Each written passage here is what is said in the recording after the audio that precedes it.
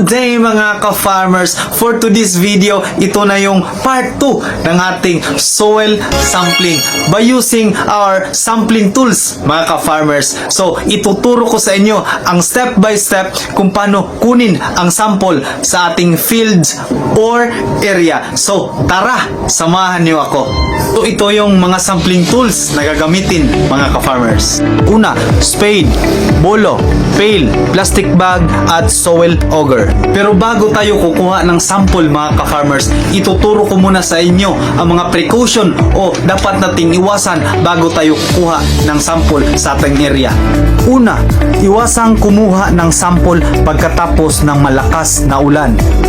Ikadalawa, iwasang gumamit ng contaminated na sampling tools o container para di mahawaan kung meron mang chemicals o element para accurate ang reading sa laboratory.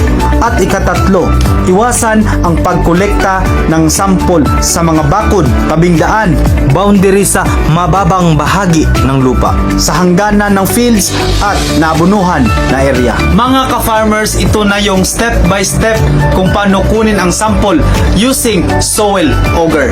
Una mga ka-farmers ay dapat nating linisan ang spotted na area before natin kunan ng sample.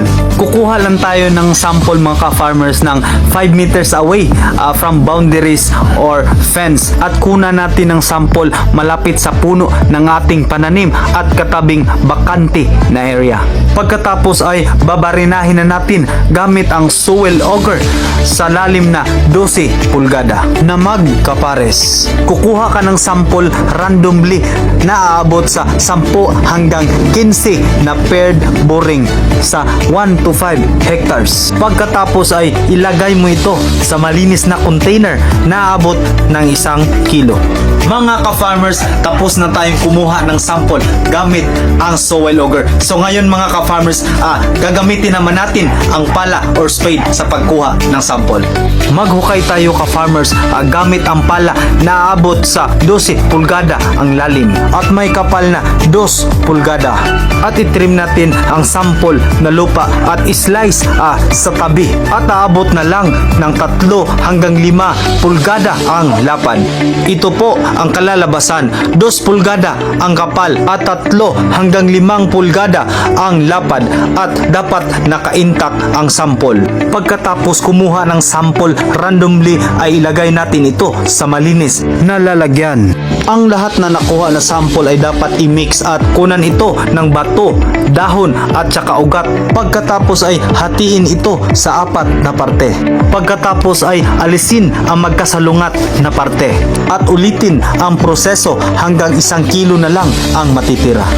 Ang nakuha na 1 kilo na sample ay ilagay ito sa malinis na plastic at sulatan ang sample tag ng pangalan ng planter, hacienda o address, area, field number at mill district. Pagkatapos ay dalhin ito sa soils laboratory na matatagpuan sa SRA Lagarec Soils Laboratory, Barangay La Granja, La Carlota City. SRA Bacolod Agrobase Laboratory, Barangay Singkang, Bacolod City.